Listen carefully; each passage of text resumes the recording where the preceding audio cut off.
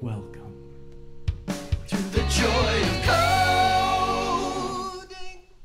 Hello, and welcome to episode 123 of The Joy of Coding.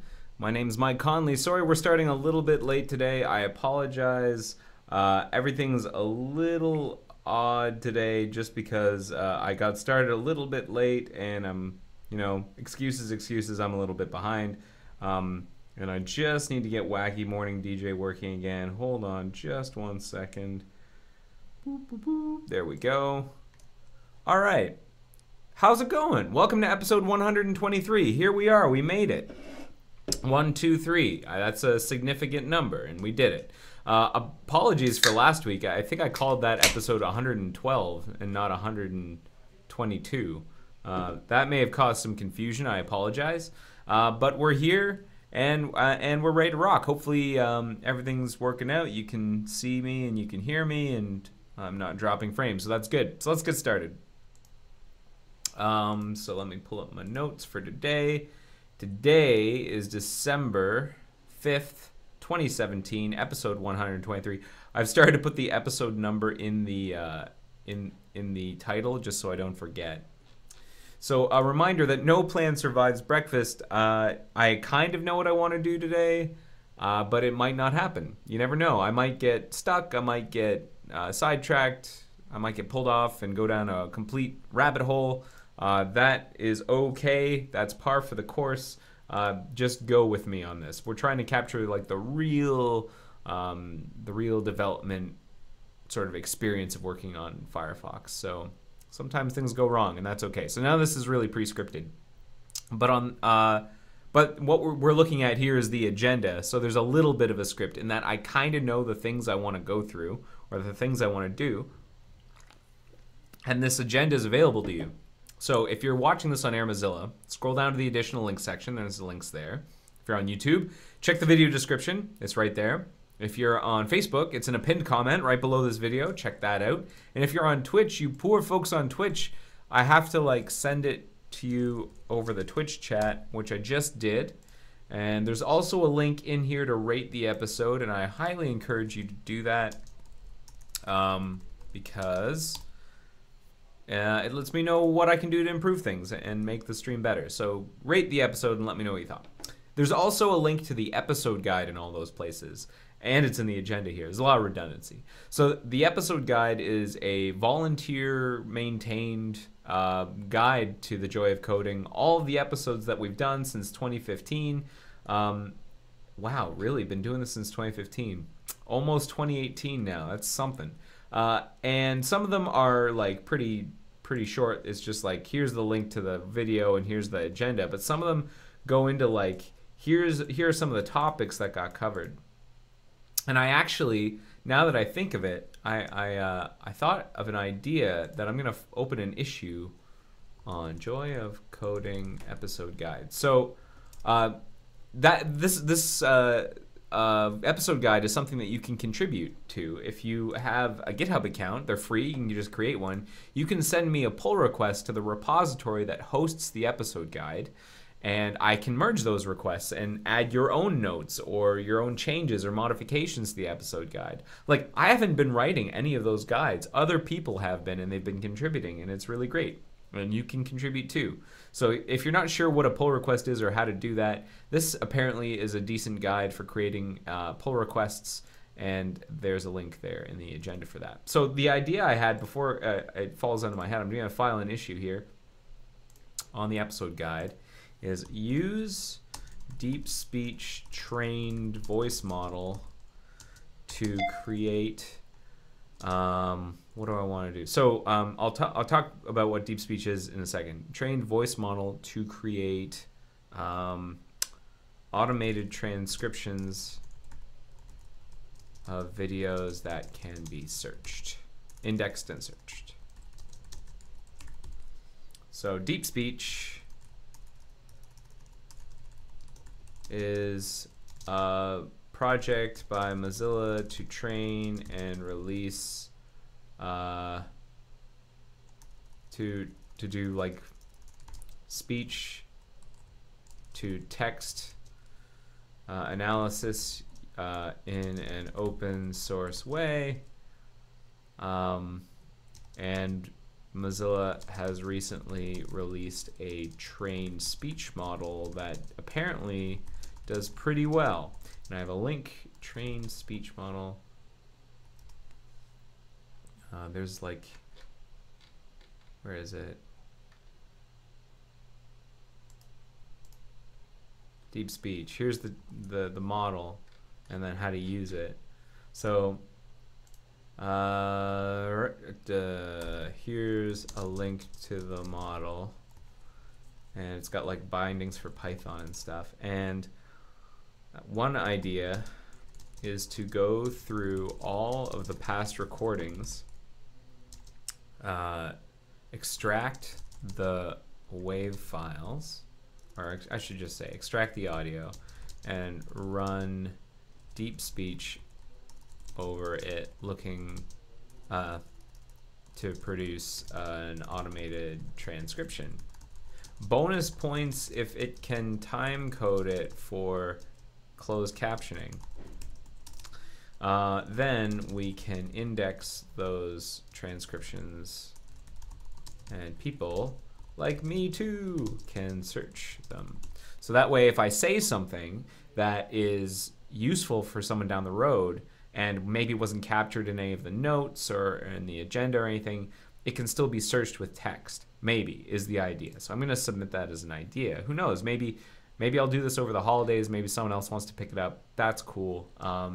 If you're interested in picking it up, just say so in the bug, and I'll keep my hands off. I think it'd be a neat project. Okay, so that's the episode guide. So today, now that I've ensured that everything is working and I'm recording and you can hear me, I want to mention that there's no episode next week. I'm traveling next week, and things are going to get pretty bumpy. Like we're heading into the winter holidays, so like attendance and episodes are going to get pretty spotty. And so, S. Foster is watching. Excellent. And is today December 6th? Shoot, it is December 6th. I got the I should have been watching the chat room. I'm sorry, people. It's December 6th, not 5th. I created the agenda yesterday. That's what happened. And here's a great blog post for the deep speech stuff. So let me put that in the issue I just filed. So which was episode guide, and then the only issue relevant blog post.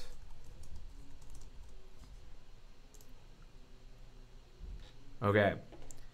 We'll need to crowdsource transcription corrections too. I guess just view GitHub pull request against the transcription text in the guide.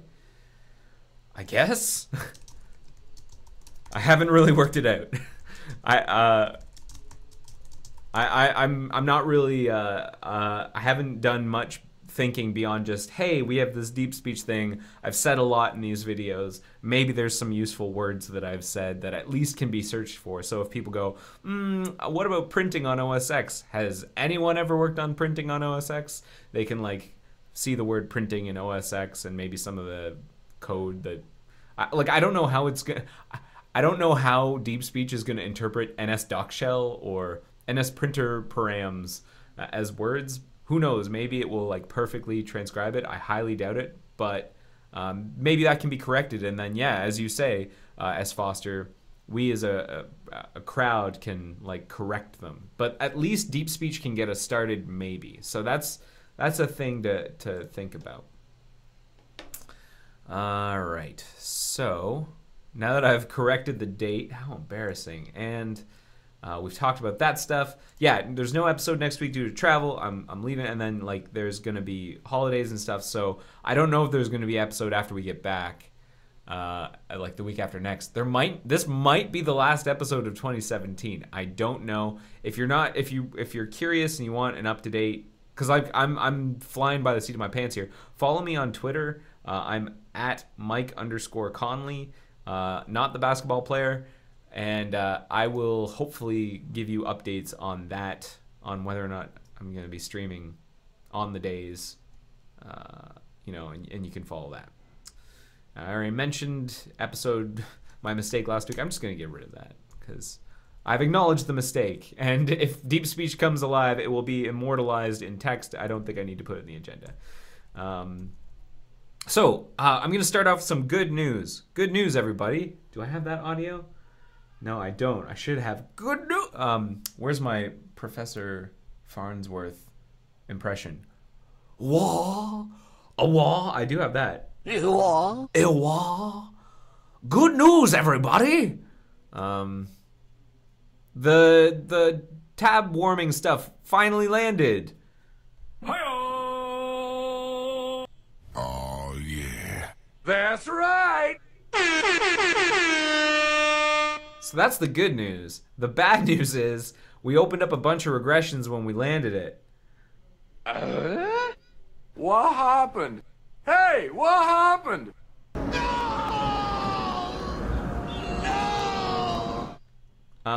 So now I want to deal with those. And so there are a number of regressions to look at. Let's take a look at the bugs. What's a good way for me to start here? I'm going to pump up the font. I'm actually going to go up to the actual bug that we filed, the one that we fixed here in 59. So right now it's in nightly. Tab warming is in nightly, but it's not enabled. You can enable it. If you go to about config and look for warm, you can flip warm up, and I'm pretty sure it becomes available immediately. Like, I'm pretty sure now I'm warming tabs. I know for sure if I like look at the tab warming. Yeah, I'm warming tabs becomes enable immediately. So that's good. But one of the bugs is, like, suppose I now open up Marco's user activity. I have a feeling this, yeah, we just get this like perma spinner even though the page is finished loading. So something's gone wrong there with warming, and we have to figure out what that's all about. That's only with warming enabled. So if I do that again with warming disabled, activity. There, it shows up just fine. And I'm pretty sure that the tab switcher settled down. So we got to figure that one out. And that's filed where? It's filed actually blocking the thing that allows us to turn it on by default. So there's like this tree of bugs. Some of them are regressions that affect us even if we aren't warming. And those are the most serious ones. So we have to deal with those first. But then there's the ones that only affect us whenever warming's enabled, which it's not by default. And that's this one. Now, here's the thing, though. They might be related. Like, I don't want to just put the blinders on and not have the whole context in mind, but there were two bugs that are blocking, that are regressions from the dock shell being active, and that's with warming disabled. And the two regressions are these two bugs, and I think I already had one of them open, but it doesn't matter. I'll just close these. The first one is a talus regression. Wah, wah. I think I've got a sad trombone here. Oh, irony of ironies, a Talos regression. Talos is our performance suite, and it's saying that there was a 9 to 14% TPS regression. Oh, someone's given me a message here.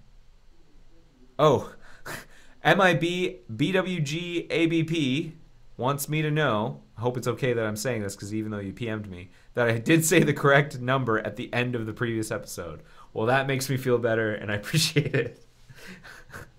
I watched the replay just to make sure that it looked and sounded correctly. I do that after I post them, and I heard myself say 112, and I just went like this. So, you know, making mistakes all day, that's my job. But I'm glad I ended up correcting it at the end. So TPS is one of several regression tests for performance, and this one has to do with tab painting. So what it does is it opens it's like a ton of tabs from like what we call the TP5 suite, which is basically snapshots of a bunch of the Alexa top 500 pages, I think, and then it cycles through all of them, switching to those tabs to sort of get all the images cached in memory. And then it goes through them all again, and it figures out the time between selecting the tab and actually presenting the tab. And so that's the issue, is that we apparently regress that. And there might be any number of things going on here. I do have a note opened on it, and I've done some work on this previously. Like over the past couple of days I've been looking at this, and I want to catch you up on where I'm at. But I want to write down some ideas that I had on my bike ride in on things that could be going wrong. Are we just handling the Moz after paint event later? Are we handling the wrong Moz after paint event?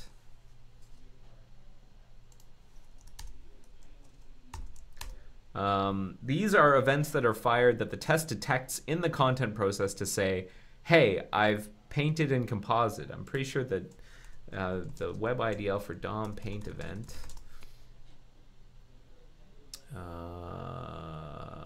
paint event, paint timestamp, transaction ID. Yeah, paint timestamp is when that's the composite end time is the paint timestamp. Why would it be called paint timestamp? Perhaps timestamp Moz after. Include the composite end time in the Moz after paint event, and yet we call it paint timestamp. That seems a bit strange, but maybe there's a good reason. The timestamp is relative to the page load time, not a single fixed point in time like new date. So in order to compare the time in the parent process, you'd need to pass the page load timestamp or make the timestamp relative to some fixed point in time. I know this because I first tried the high-res timestamp approach and then used the low-res timestamp so I could test my patch.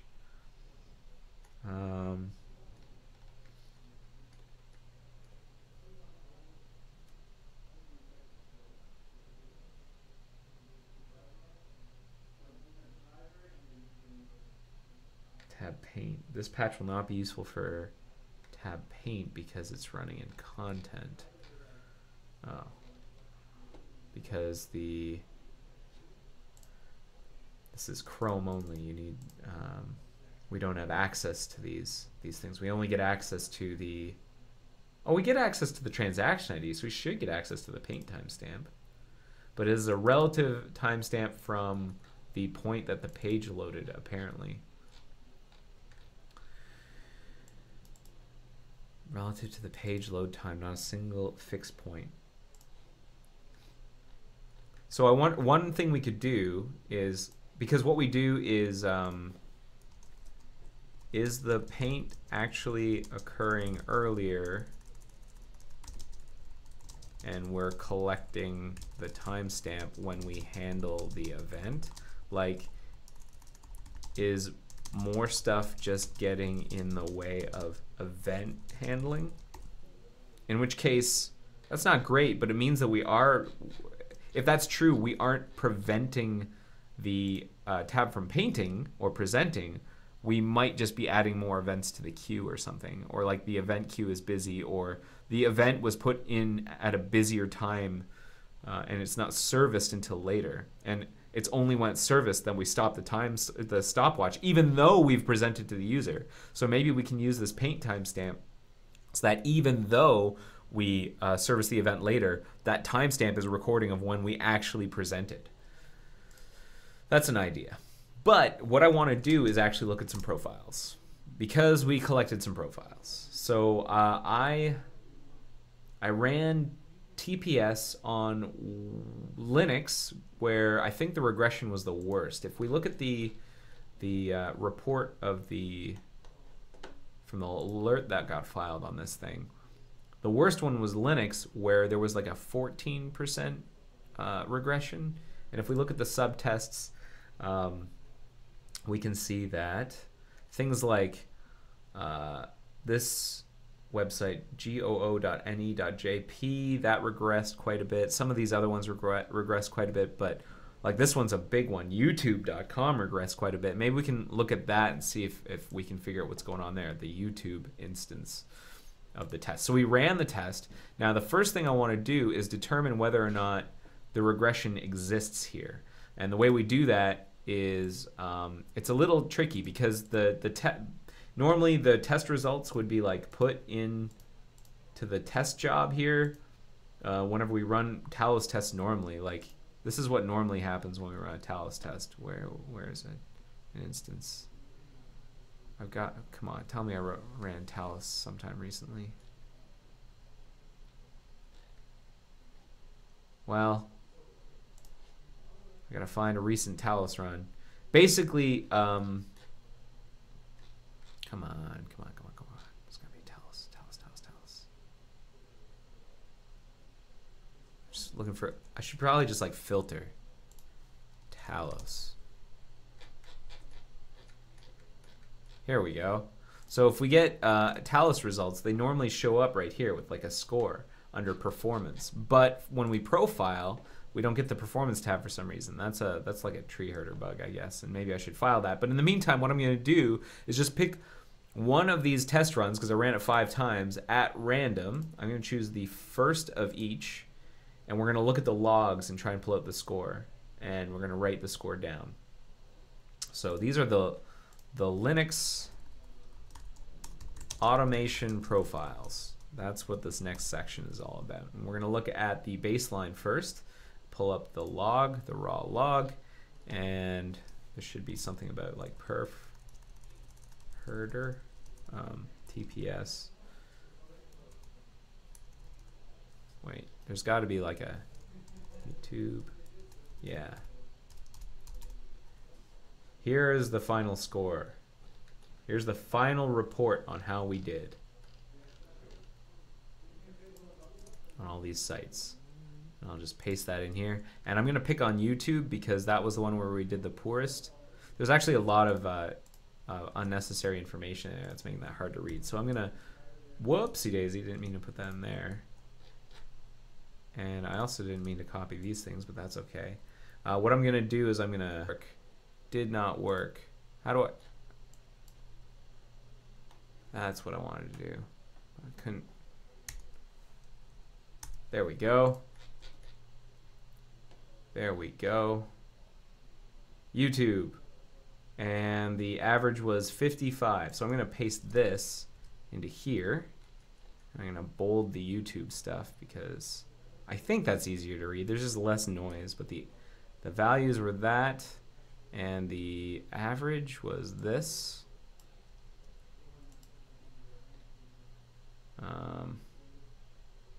Wait, was it?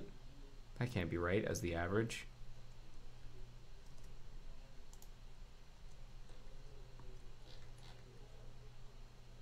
Oh, I'm stripping out way too much stuff. What am I doing here?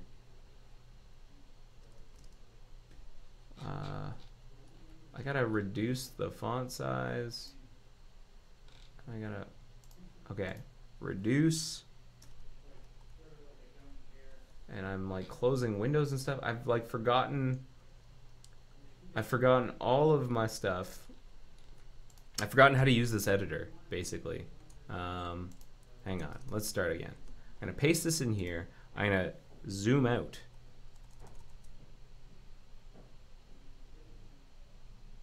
That appears to be working, although it's choking pretty hard. And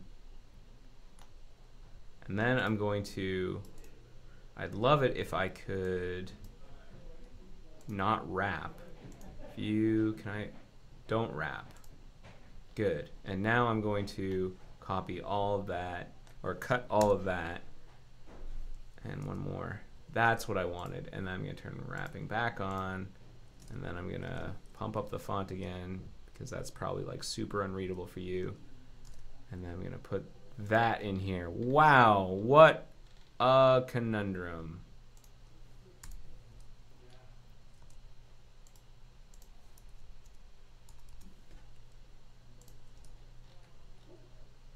I guess that's more readable.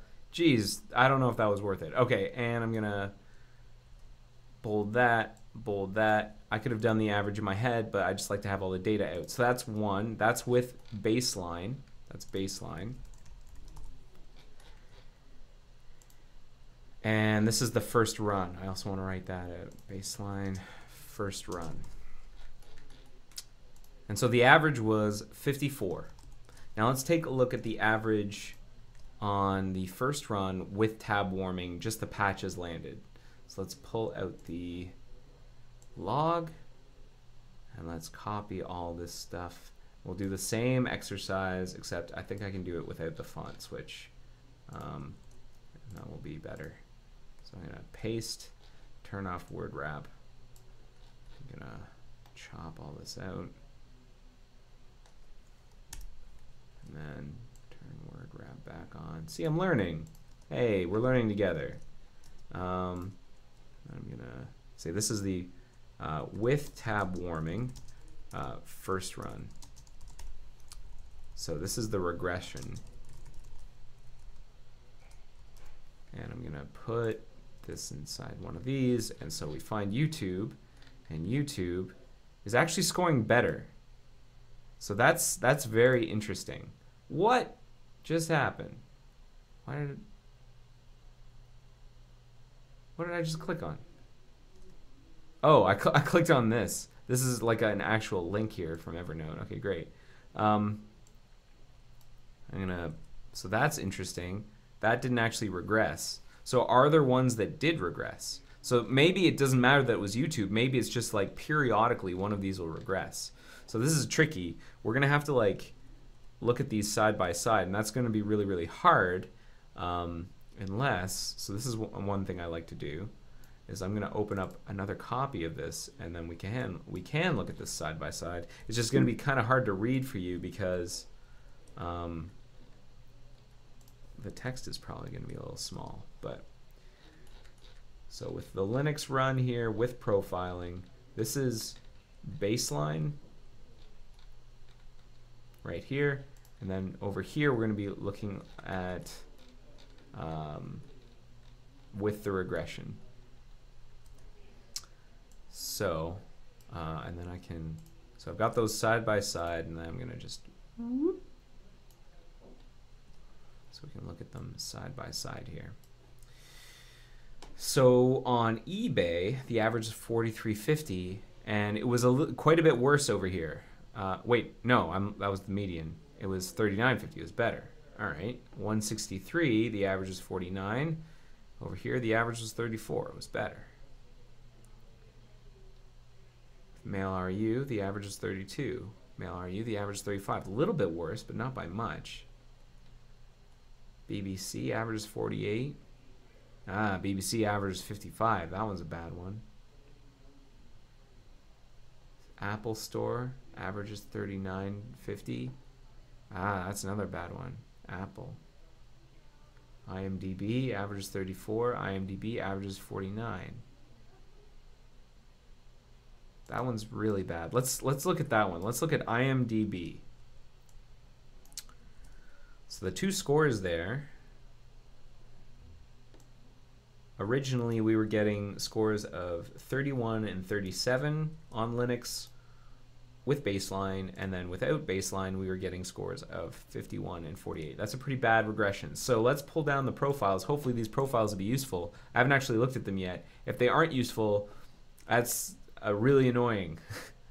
So let's pull down some profiles. I'm gonna yank this down. We're going to look at page cycle. Which one was the worst one? Which one am I looking at right now? This is with tab warming. The worst one was the first one. Worst was the first. So I'm going to open perf.html, and I'm going to take the first run. That's page cycle 1. I'm going to drag that into perf.html, and hopefully we've got a usable profile here. It looks like we do. I am thankful for that at this festive time of season. All right, and let's make sure that what was the site? IMDb. Let's make sure IMDb is in here somewhere. Where are you? You're right here. Is this the IMDb run? What are we painting? IMDb, right here. So this is what we're going to zoom in on. That's what we're going to be looking at. This is the bad one. This is the bad one right here. And now let's look at the good profile. And the good profiles, if we go back up here, IMDb,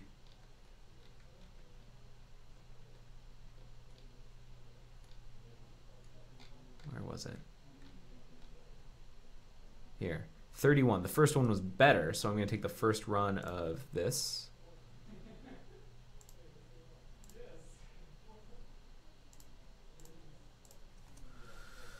And I'm going to here.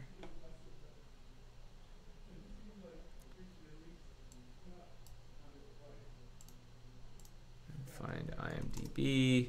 It's over here. I'm gonna zoom on that. Okay, so this is the good one, and the one on the right's the bad one. So left is good, right is bad. That's the way I've laid it out. So what do we have in this profile? Well, first of all, we can ignore a bunch of this stuff. Content processes 1, 2, and 3, not interesting right now. So I'm going to get rid of those. We're going to keep the compositor in content 4 because that's where IMDb was being loaded. Is this the Moz After Pain event? Yeah, that's the Moz After Pain event. And that is, what is it, dispatched? I think it's dispatched here. Yeah, it's dispatched there. And that's at 29 milliseconds. And then over here, I'm going to do the same thing. I get rid of 1, 2, and 3. And here's the Moz After Pain event, right? Is that it? Zoom in a little. Here's the Moz. Oh boy. Yeah, Moz After Pain. And so I'm going to measure that. Yeah, it's a bit worse. 35 milliseconds. Now it's not as up there as I expected. I expected it to be closer to 51. So there's some skew there. I'm not sure what the dealio is, but it's a bit worse. So let's zoom in and zoom in again and try and figure out what's worse. What's the difference between these two profiles, if anything? So this is the good one. This is the bad one. This is the good one. This is the bad one. Good one. Bad one. Good one. Well, one thing I'm noticing in the good one is that there is one layer upload, one layer transaction right here from, to the compositor. And here, there are two. There's a layer transaction here and here, because it looks like the parent does a paint and a layer upload. In the good case, it does it right after the composite. And what's that coming from? Why are we doing this? Why are we painting?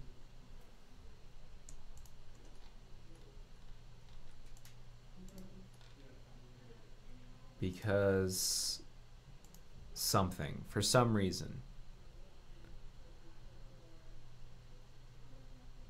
In the good case. And in the bad case, it's the same deal. It's not that like script is causing it to paint or anything. It's just like fresh driver tick runs. Fresh driver tick runs. And then the way we're lined up, the composite happens. That's weird. It's like the composite happens earlier. How long does it take for that composite to happen? 27 milliseconds. For this one, it takes like 34 milliseconds. Why? So in order for a composite to take place, I think what we need to do is we need to do a layer upload and then VSync needs to happen, right? I think that's what does it. That's what triggers the composite. VSync happens. And then we composite. Also, the composite here, if we look at it, in the good one, it takes how long? 0.71 milliseconds. This one takes 0.61 milliseconds. That's really short. That's great. Good. Short composites are good. But why did it take so long? Where was VSync? Where was VSync? Like, how long between here?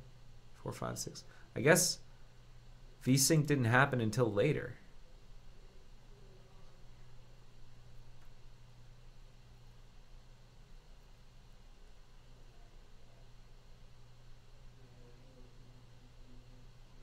Fresh driver tick. Right there. And that's the refresh driver tick there. Now how long is this paint? This paint's 13 milliseconds. This paint is 13 milliseconds. So it's not like painting got slower. 1 millisecond. 1.5. Layer building got a little, that's just noise. 2.8 milliseconds there. Displayless building apparently got a little worse. But like, I don't see why.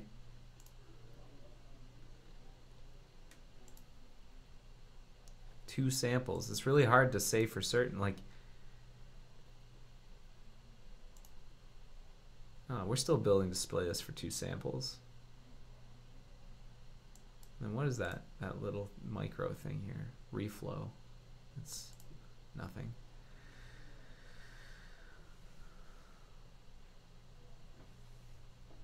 Composite. Rasterize, rasterize. Composite.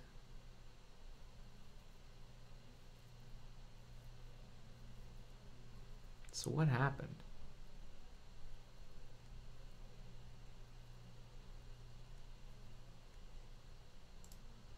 Here we're just waiting. We're waiting, I think, until, like, we got a layer here. Well, I guess VSync didn't happen. 1, 2, 3, 4, 5, 6, 7, 8, 9, 10, 11, 12, 15, 16. So right there, I would expect a VSync to occur.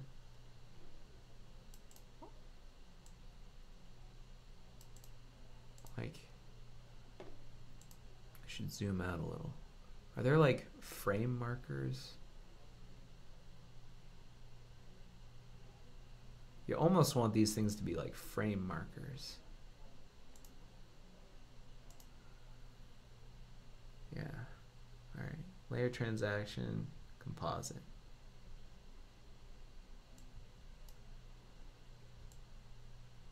.29 milliseconds. Here it's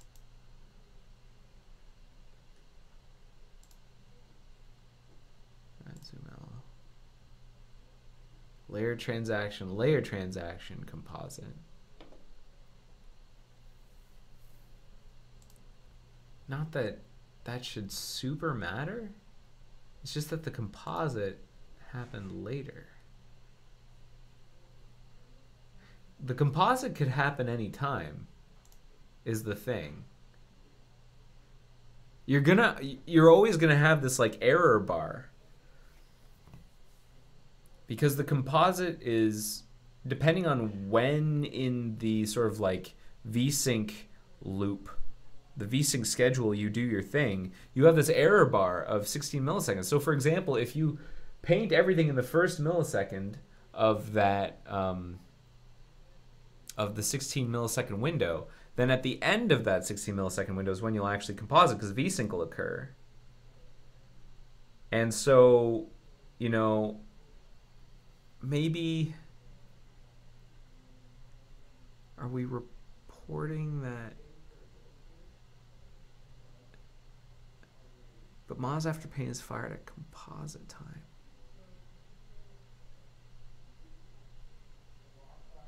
It's like we're so,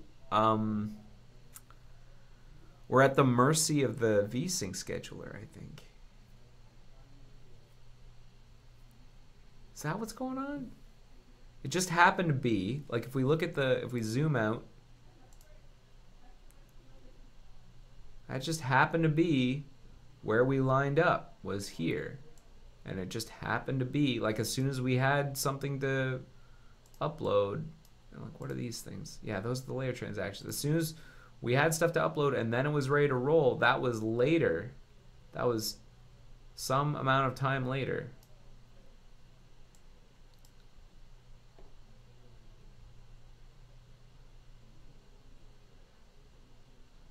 And I've also got marker chart here. So like rasterize, content, refresh driver ticks are here and here. Content saw correct moz after paint there. Content waiting for ID greater than 4.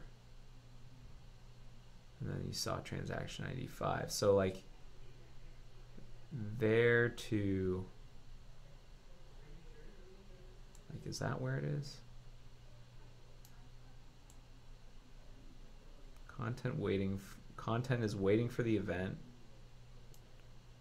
And when content fires the event, where is content fire the event? There it is. Saw the transaction. Yeah, that's the right window. And that is 34 milliseconds. Why are we reporting such a high value then? In the bad case, we were reporting 51 milliseconds.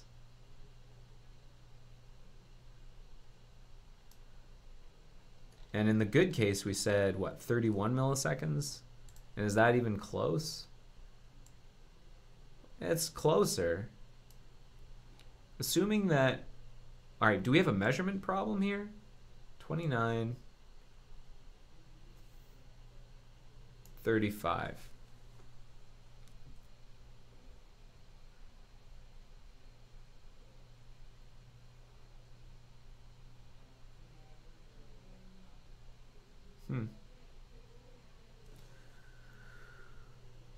What, so maybe we shouldn't care about composite time because we know it's going to be at the next vsync. Can we subtract the vsync delay?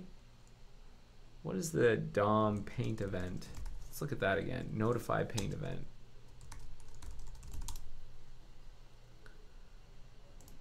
Nope, not that, sorry. Notify paint event. The paint timestamp.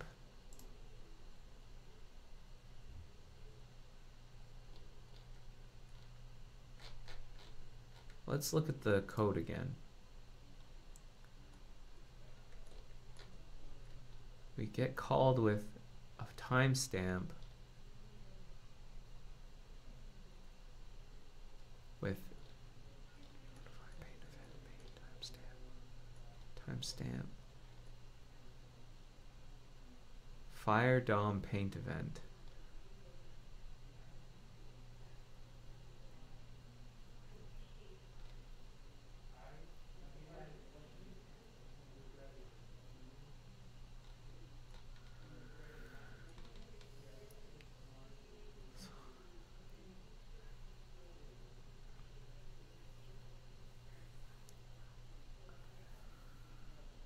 So we calculate a timestamp here. Where are we? In press content text fire DOM paint event.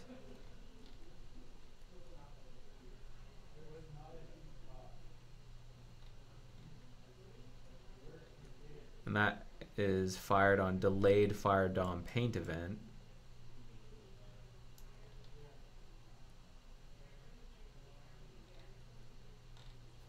And delayed fire DOM paint event comes from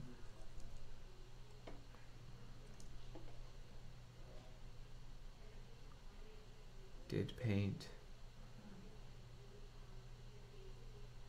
for subtree. And that gets called by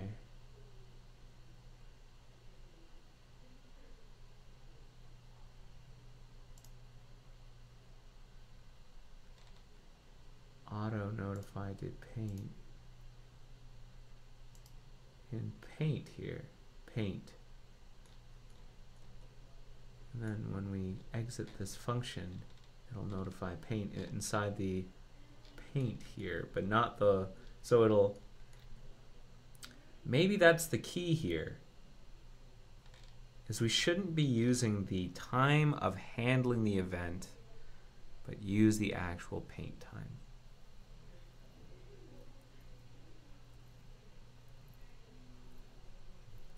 Okay.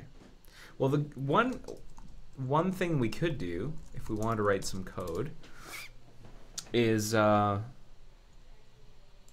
let's take a look at, well, where am I right now in the tree? Do I have checked out? I have central checked out. Do I have anything? Any changes that I need to worry about?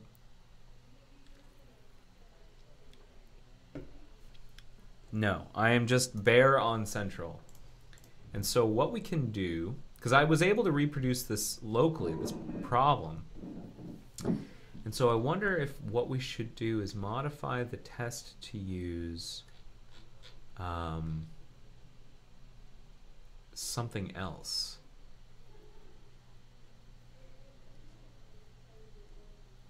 A different origin. Or like, hold on a second.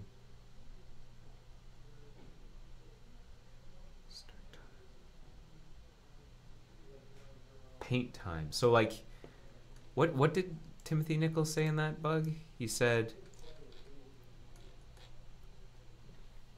the timestamp is relative to the page load time, not a single fixed point like new date. So in order to compare the time, you need to pass the page load timestamp or make the timestamp relative to some fixed point in time.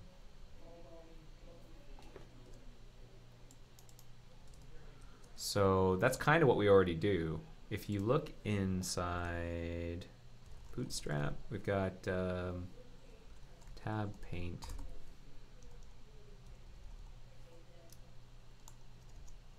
Bootstrap.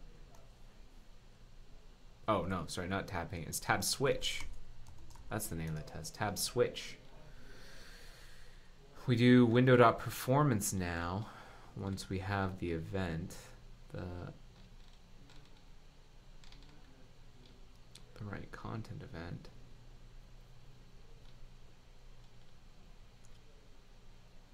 But maybe instead we should be using the event dot paint timestamp.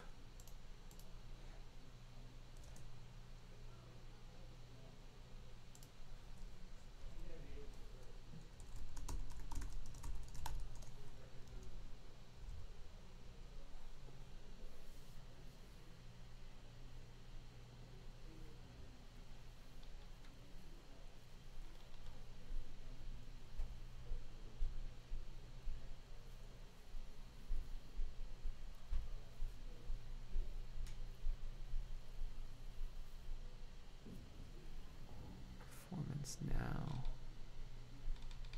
navigation start, it's the time that navigation started plus the time that we painted,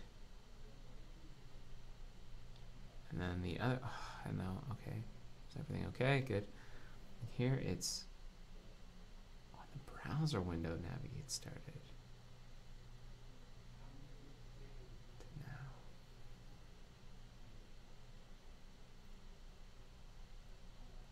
Okay, you know, that does make sense, because that's supposed to give us essentially date not now.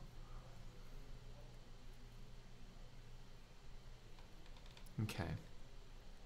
So let's try this. Let's see if this gives us any useful results.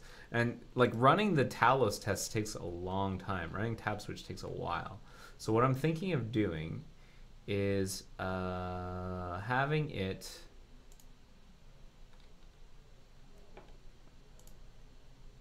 let's see, what does it do again? It loads the which set. Auto. The TP5N set. I think. TP5N? Is that what it does? TPS. TP50.html. So what I'm going to do, I have TP50. I'm actually going to run fewer tests. I'm just going to run this small set here. Actually, maybe I can just, yeah, X those out. And then I'm going to run Talos test, run the TPS test, and I think there's a way of saying, because like if I don't say this next bit, yeah, don't load down, no download, so that way it doesn't overwrite the change. So every time I run the Talos test, it unzips and overwrites all of the archived pages. It, like, we have a local archive of all those pages. It unzips and overwrites all of them, and that includes this manifest of all the pages, and I've just modified that manifest. I don't want to get to overwritten, so I'm saying don't do that. Don't download again. But run the tests, and let's see if we can get like a quick score here, and then we'll compare it against warming with the same modification.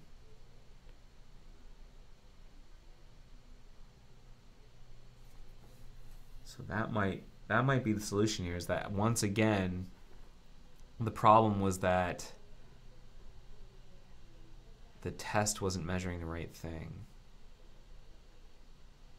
So see, what we're getting here is not a number of milliseconds. That's no good. So apparently I can't get access to paint timestamp. So is color chrome and return useless data. I may make them.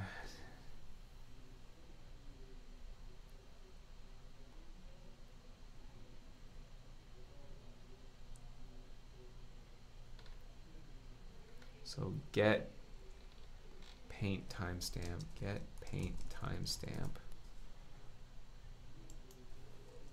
paint timestamp, system caller guarantee. I don't want a system caller guarantee. Oh, well, come on, I'm getting the transaction ID. Transaction ID.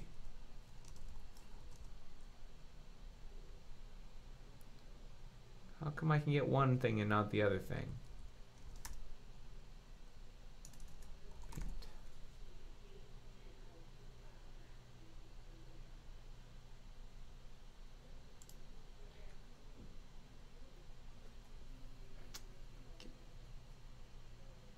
Transaction ID has the system caller guarantee, and yet I can still get it. How come I can still get it? And what is the system caller guarantee? Caller is always a system caller. Okay, and so am I just spelling it wrong? Should it be something else? Transaction ID, and it was paint time capital S. Is that my problem? Paint time. Yeah, that was my problem. What a goof up. All right, let's try it again.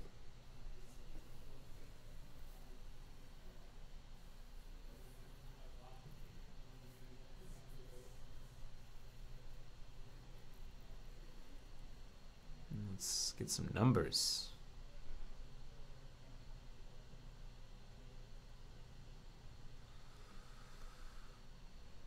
So first it goes through all the different tabs in order to like get all the fonts cached and stuff. So these are real numbers. This is great.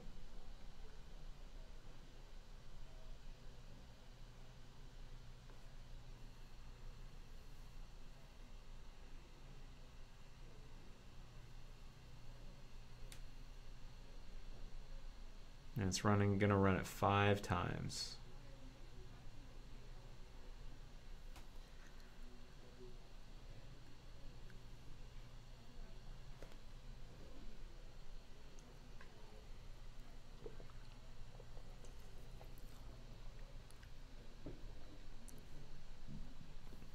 Pardon me.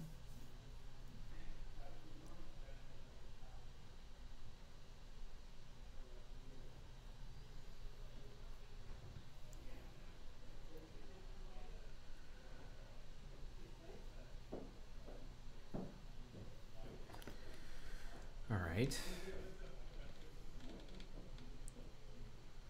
So that's pretty good. After the, so this is without tab warming, we get this score. with test modification, baseline, local. Baseline is that. I'm not going to do the editing. I just don't care. And then I'm going to have to check out. I'm going to shelve my changes, check out warming, build it. That's kind of the pain, is that it takes me a while to like flip back and forth. So we have to build. What I should do is have two different builds. If I'm going to be comparing these things again and again and again, is to like have two different builds. But I don't.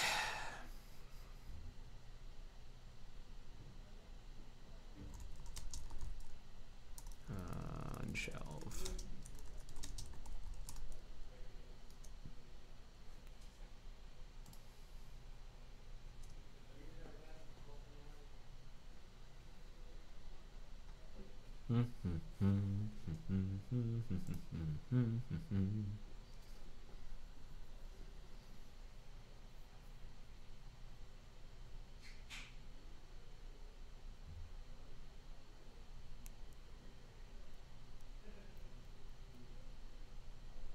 All right, now we're going to build this.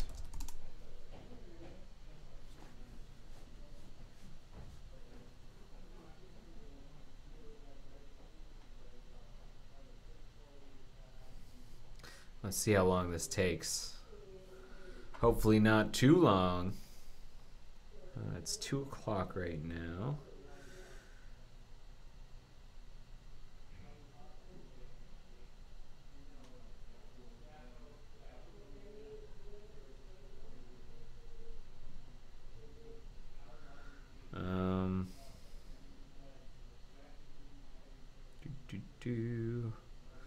Yeah, I'm trying to figure out.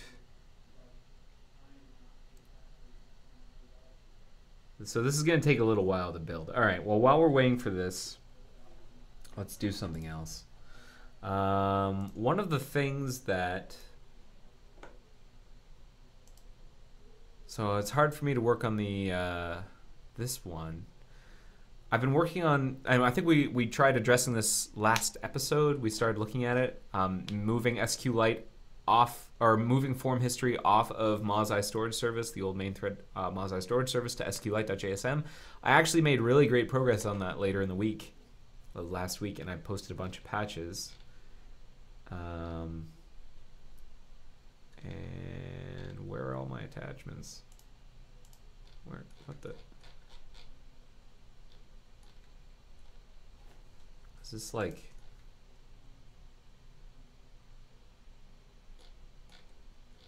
What the?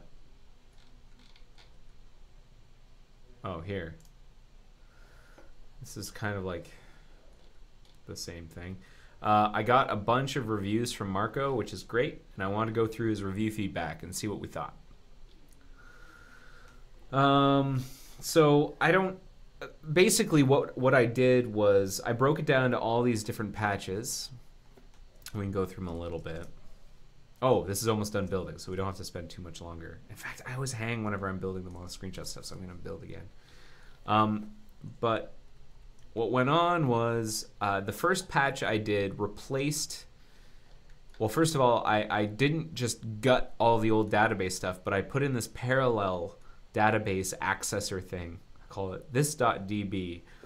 And I tried to document it really nicely, and it uses promises, and it's all kind of self-contained with its own little state. And it attempts to connect to the database, and if it fails, it will try again. Like, it's got different techniques for doing it. It will try twice before it gives up completely and rejects the promise. And Marco seemed to like this. He seemed to be into it. But he had a couple of pieces of review feedback. Let's take a look at his review feedback. So the first thing he said was that please add a note to check the error reason. Once this bug will be fixed, we should probably not throw away the user data if the DB is not corrupt but fails to open for other reasons, like no disk space or fancy antivirus.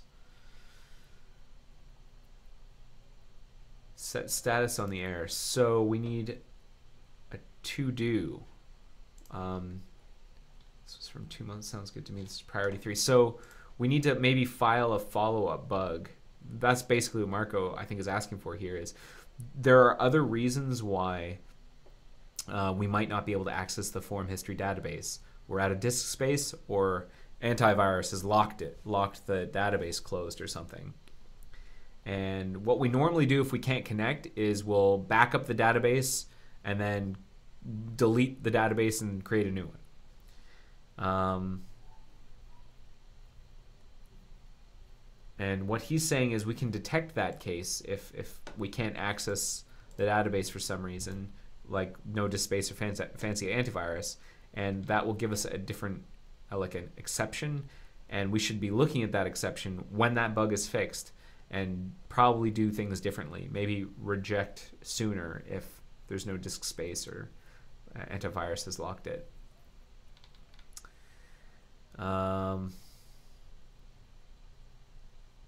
So that's one thing. File a bug here. He thinks I should compact things a little bit. That's fine. Looks like get schema version documentation lies since it states that it returns a promise of int. It also doesn't make sense to return a string. Escapes me why we do that. Would you mind filing? Yeah, because that's one of the things I noticed. You can get a schema version from an SQLite connection, but when you get it back, those are historically numbers. They're integers, and they usually go up as you like change the schema. But when you use SQLite get schema version, it was returning a string, and I had to parse it in order to do like comparisons and stuff. Now, apparently the documentation says it's supposed to be an int, so can we, like, let's file a bug to fix that and fix the call points using parse int. Home provider is apparently doing that. And he says I can probably save a read here by just checking that because I do this thing where I detect that if this is a brand new setup of a database by trying to get, I like try and access some tables and see if the tables exist. And he's like, well, you already got the DB version, and if the DB version is 0, then that should be, like, convention states that should be, we're starting brand new. It should default to 0, and we should increase the schema once the tables are created. So if the DB version is 0, we can avoid this query right here. We can save ourselves a query step, which would be good for performance. So all of those pieces of feedback I agree with. And our build here is done. So what I'm going to do is I'm going to run TPS again. We're going to switch back to our original problem. We're going to run TPS. And we're going to see if the scores that we get when we run TPS with the modification we made are comparable to one another.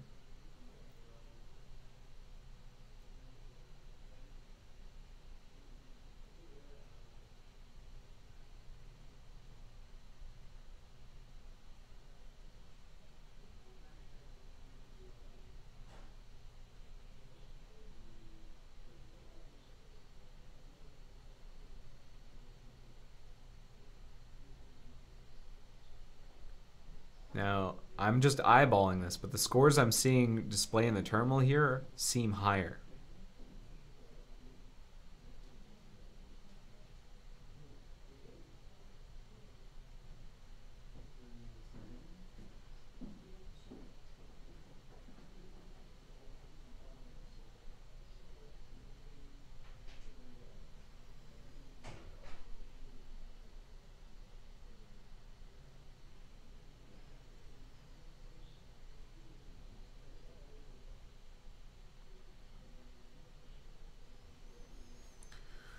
We'll see in a sec.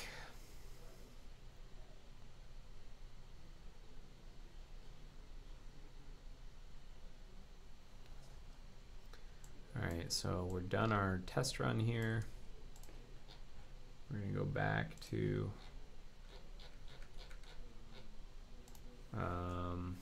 what was this? Regression with warming, I should say, with warming. So the average on eBay was 2020. The average here was 1780. The average on 163 was 14. The average down here was 20. The average on MailRUO down here was 2340, whereas up here it was 17. So yeah, they've all increased. They've all gone up. There is a regression here. Why aren't we catching it is the question. I don't know. I don't know. But it seems like it should be so stark. So one thing we could do, because I can reproduce this locally, what I'm going to do is I'm going to build symbols, mock build symbols, so that we can profile correctly. And then what I'm going to do is I'm going to run Talos with profiling locally, but I'm going to have it do it with a very high frequency sampler interval. And maybe that will allow me to get a better sense of what's going on. Because I think by default, we're sampling every 10 milliseconds or something. Interval. Yeah, every 10 milliseconds, I think. Oh, it might be different from test to test. Class TPS, what's the interval? Doesn't say. Page loader test, does it have a default?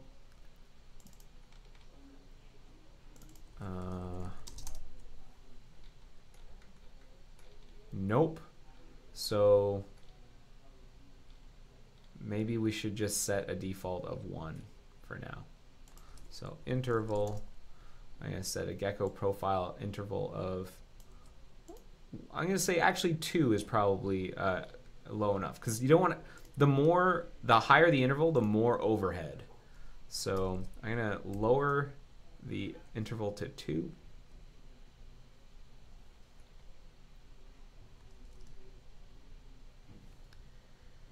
And then, what time is it? 2:12. Let's go back to Marco's feedback while we wait for the symbols to build, and then we can run with profiling. So I think that's perfectly reasonable feedback from Marco. Let's go on to our next patch here. So the second patch that I did in the series was, now that I've got this like SQLite DB thing in here, let's change one of the APIs for form history to use the new database backend. And his feedback, so this is what it did. Like, this was the old select query here. I put in this utilities because we were doing a lot of checking to see whether or not a listener had certain properties. And so instead what I'm doing is like, I'm like overwriting, if I'm making it so that we'll default to having the properties be these like no-op functions. And if the caller actually provides the functions, then we overwrite the no-ops with the functions. But that way we can stop checking. We just call the function, and if it was defined by the caller, we'll run it. And if it wasn't, it's just a no-op. And I put the query in here, and he says, so I'm actually wondering if we should go a bit further. I'd like it if long-term we could remove the 3 callbacks API in form history and move to a much simpler resolve reject strategy. As such, I wonder if we could already start by presenting a double API here, so both fulfill the callbacks but also return a promise. Count seems to perfectly support this since it can only resolve to an integer or reject. We can then convert consumers later in time. So he wants me to return a promise here.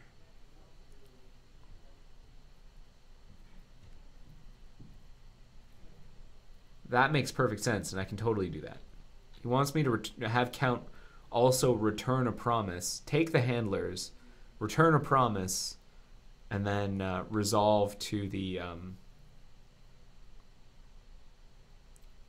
resolve to the count, and reject with the error.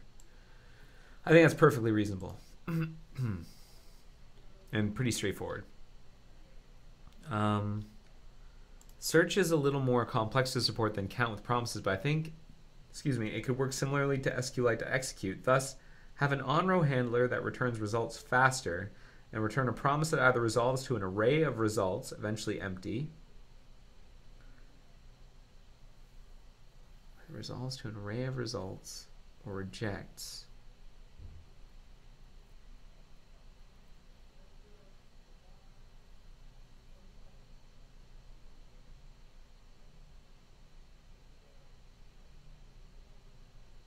The on-row handler could be an alternative to handlers. So if it's a function, it's on-row. If it's an object, it's the old callbacks. Now, I'm not pretending you do all the work here, so if you feel like these changes require too much, feel free to follow up.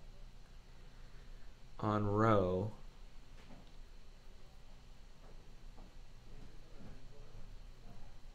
an array of results or rejects. So if we could also have this take nothing is what he's suggesting, and then have it resolve to an array of results.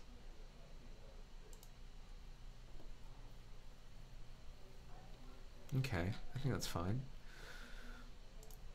Get schema version. So this patch this spiraled out. How are we doing here with building symbols for Zool? This spun out because I ended up changing this tiny little API to be asynchronous, and then I had to update all of these tests to deal with it. And that's probably fine. It's probably fine to have updated the tests anyways, to use the sort of async stuff. But he said that maybe we should just get rid of this API and then have something in the test utils that opens a short-lived SQLite connection to read the value and then remove the pointless API. I'm fine with that.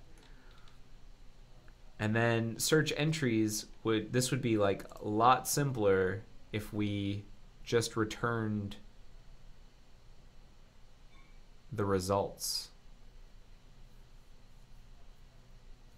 Yeah, for sure. If we like followed his suggestions, then we could just directly return a promise. Looks like this could be converted to for of. Okay, I can do that. Can we replace the promise count entries in head satchel with this one by providing a default check function? Yeah. Yeah, sure. Okay, so that's no big deal. No major surprises in there. And then down here, shouldn't these have names? Yeah, probably. And I added some documentation here. And then, do you have other feedback? The previous implementation was wrapping all the statements in a transaction. This doesn't. Oh, shoot. Yeah, I definitely have to do this in a transaction. I think the best solution would be to collect all SQL and their params and execute transaction them here rather than running all of the above code in it, even if the transaction is deferred and thus active only after the first writes. The problem may be limited, and we could accept it if refactoring code is more complex. Collect all SQL and their params and execute transaction them here rather than running all of the code above.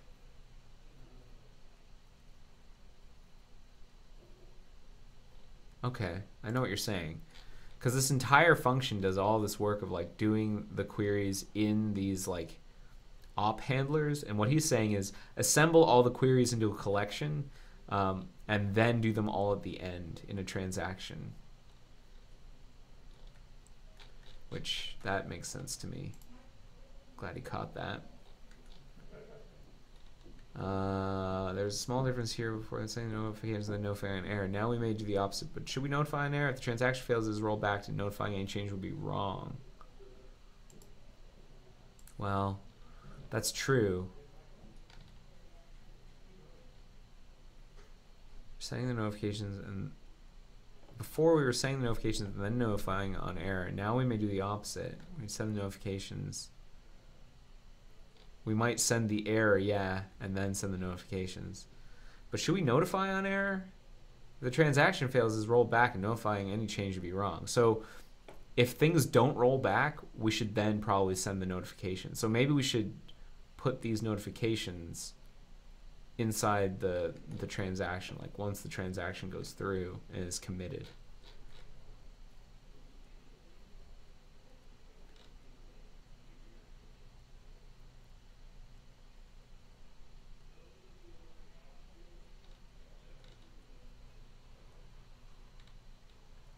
Okay, so that one's a little messed up. And then he says, oh, and we're done our build symbols, so that's good. So I can run now TPS with gecko profile and symbols path equals, and then I'm going to pass it my absolute path to dist full symbols. So we're going to run profiling locally.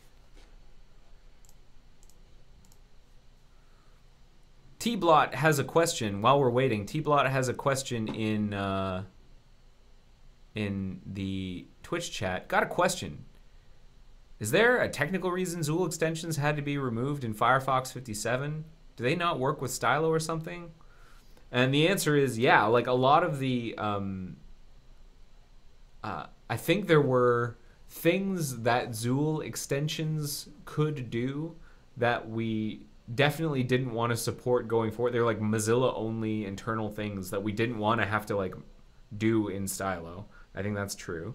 But it was also that Zool extensions, by their, like, the way they were designed, they were able to use the entire application as an API surface and monkey patch the whole thing. And that meant two things. It meant that any changes to the underlying surface, aka the underlying application, would break the extensions often. That was bad for the add-on authors. That was bad for users. But also, it made it possible for extensions to overwrite like core functionality of the browser to the point where they could like either intentionally or oftentimes unintentionally break the browser completely, and sometimes in subtle ways that weren't immediately obvious. And that's what happens whenever your entire application is an API surface and extensions can just like monkey patch and overwrite, and there are multiple extensions and they might not work together correctly, and one might monkey patch something, then the next one that's loaded monkey patches it again, and then they make assumptions. Like it was a mess. And so we felt like, especially with the move, we wanted everyone in 57 to have electrolysis enabled, and Zool extensions were preventing that in many cases because they were using the old mechanism of accessing web content synchronously. That we just decided, look, with all of these things holding, like Zool extensions are holding us back, holding our users back from a fast browser, and it sucks that we're losing all of those really excellent old extensions.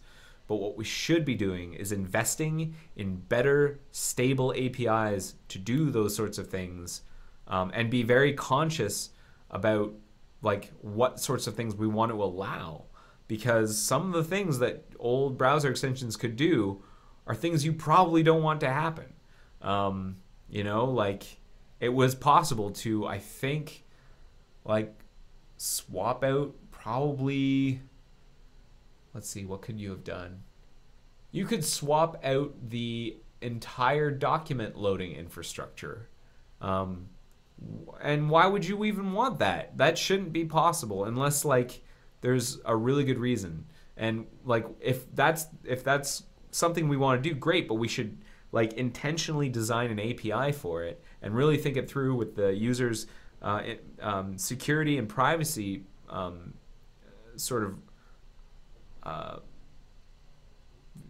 valuations taken in mind. Like we have to keep the user's stability of the browser, the security of the browser, and the performance of the browser all in mind, along with their ability to install add-ons that do all sorts of things. And I think that's why the web extensions approach is the right idea, because it gives us the opportunity to actually think about the extension APIs and like think through all the problems. So for example, one of the things that like users are worried about right now is that it's really difficult for them. They install something like tree style tabs or tab center redux, which has your tabs on the side, and like the tab strip, it doesn't go away. Why can't the tab strip go away? And we want the tab strip to eventually go away, but we have to be very deliberate about how we do it. Because before, it was very easy for an extension to just like find the thing, run some CSS, and hide it. But what if the user has put buttons inside the tab strip? Because you can do that. You can customize buttons in here. We should have a plan in mind for like doing something with those buttons. If buttons exist and you install an add-on that hides the tab strip, those buttons are then gone. And like, what do we do? Should we move them somewhere? And then what happens when you uninstall the add-on? Like, now we have the opportunity to actually handle these sorts of cases and think about these cases and provide a better user experience, so that, you know, yes, you can eventually install your sidebar tabs and have your tab strip hidden, but it doesn't, like, you know, you don't risk blowing off your foot by hiding critical things that you may have stashed inside your tab bar. And we can actually, like, think it through. And we weren't able to think it through before because the extensions were able to do all sorts of things, and they'd all be inconsistent in how we do it. Also, some of them wouldn't clean up. That was the other thing. Some Zool extensions, because they could overwrite things, they could overwrite prefs, they could write to the file system, they have full privileges. And then when you remove them or uninstall them, they weren't guaranteed to clean themselves up, so there'd be all this leftover cruft lying around that might just cause your browser to run really, really poorly. And that's not possible anymore with web extensions, which is really, really great. So there are a lot of reasons to deprecate Zool extensions, like third-party Zool extensions, and I am firmly in the camp that it was the right call. So I hope that answers your question. All right, so our run is done. Let's take a look at the results.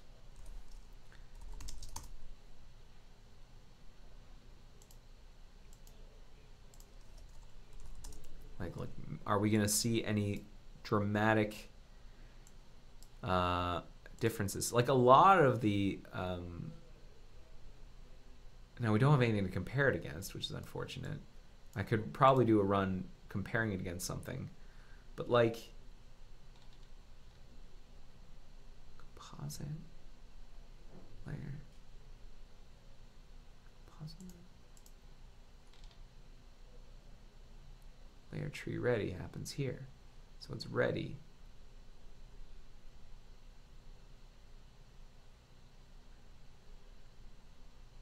Tree happens 23 milliseconds.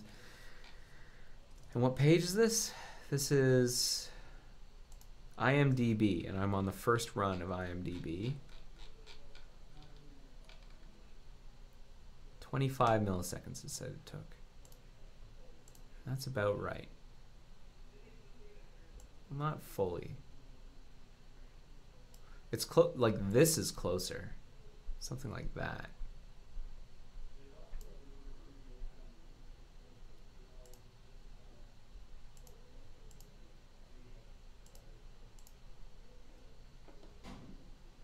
Pre-actions. Refocus.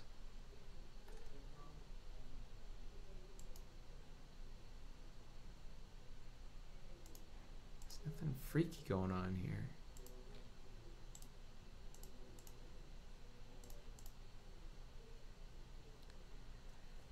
We want to load the page.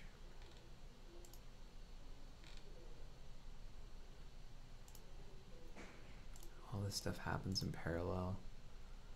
We calculate all of this stuff. We paint. We upload. We composite, fire the event, that's when we record. The timestamp. The timestamp should have been 19 milliseconds, but it wasn't.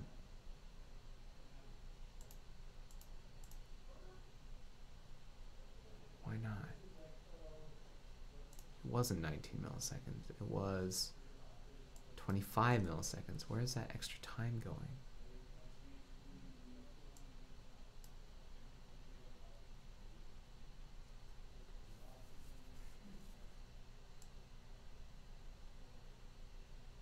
What does 25 milliseconds look like? Something like that.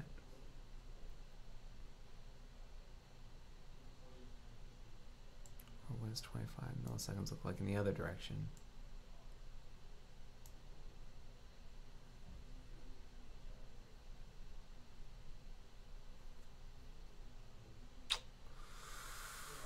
I don't get it. I don't get it. Why are you... Oh, that's neat. That's a neat feature.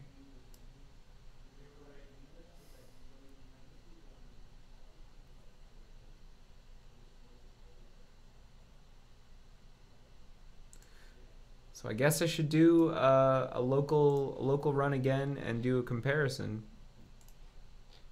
Like a build with symbols and compare again locally. But this is not super useful. Also, what was our sampling interval here?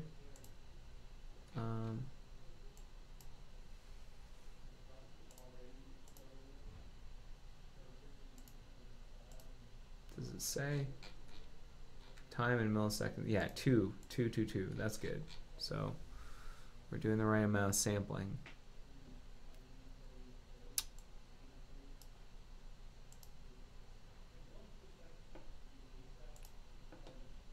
And then let's take a look at this first one again. Why does the test take this long until it stops? Out of curiosity. Update.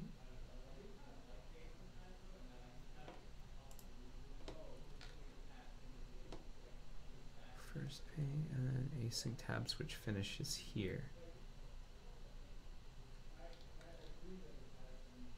Like that's ultimately the thing. Like tab switch start, tab switch finish. That's really what we should be measuring.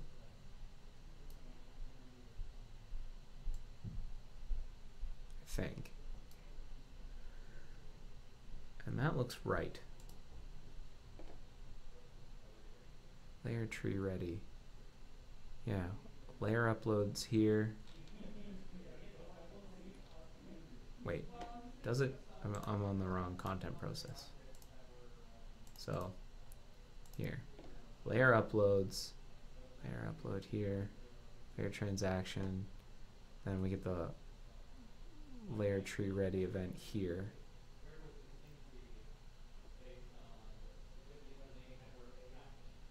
That's the upload completed.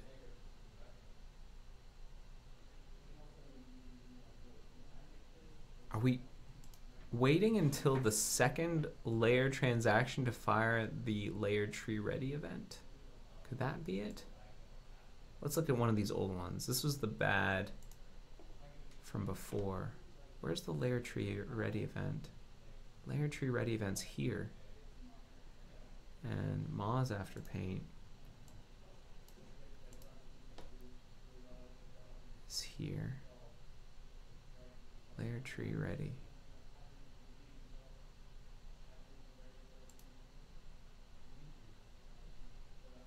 Right. Layer tree ready happens there, and it's after this second one. Again. And what about in the good case? When does the layer tree ready? Aha. No, still after the second one. Layer upload. Layer upload.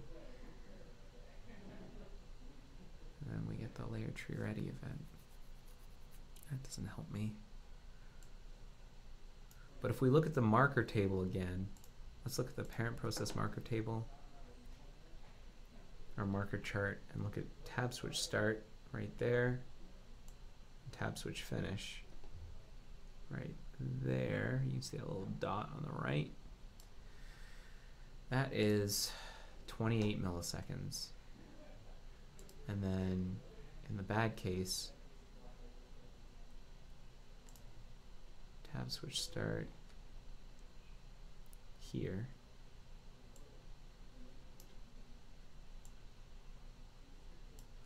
Tab switch end there. 30 milliseconds. 28 and 30. It's only off by 2 milliseconds. So what the heck's going on here?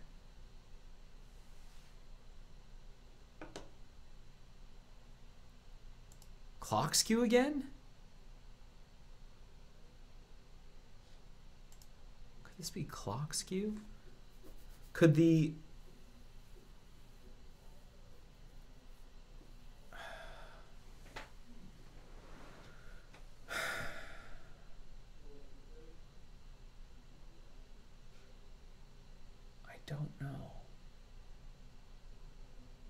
I don't know, people. I don't know. But I'm going to find out, and we're going to solve this eventually, but not today.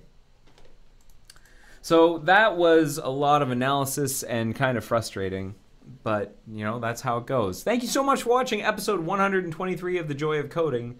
Hopefully I'll figure out what's going on here, and then I'll let you know what I discovered. But until then, keep thinking about it, and let me know if you have any ideas. So just a reminder, there is no episode next week because I'm traveling, and maybe there'll be an episode the week after. I'm not sure. The winter holidays are coming at us pretty fast, so we'll see. So on that note, thanks for watching, and take care of yourself, and have a great week, and I'll see you maybe in 2 weeks or maybe in the new year. Who knows? Follow me on Twitter, and then you'll know for sure or something. Or at least watch my Twitter or something. That's where I'll say what's going on. I'm Mike_Conley on Twitter. All right, that's it. Thanks for watching. Take care. Bye-bye. The joy of coding. See ya.